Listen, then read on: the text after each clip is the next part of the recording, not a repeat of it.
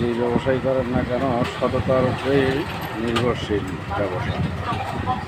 সৎ থাকবেন, ইনশাআল্লাহ ব্যবসা হবে।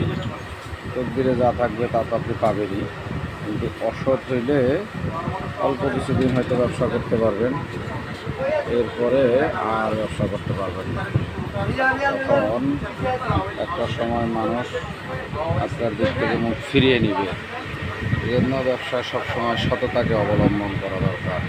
আল্লাহ সুবহানাহু ওয়া তাআলা সকলকে সৎ থেকে ব্যবসা করার তৌফিক দান করেন। আসসালামু আলাইকুম। ব্যবসায় বাকি দিলেন তো কাস্টমার হারাইলেন, বাকি দেওয়া যাবে না।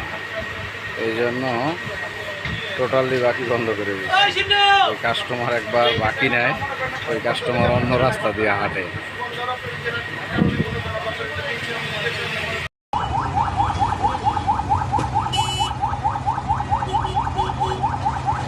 ঢাকা শহর ভ্যান গাড়িতে ঘুরি।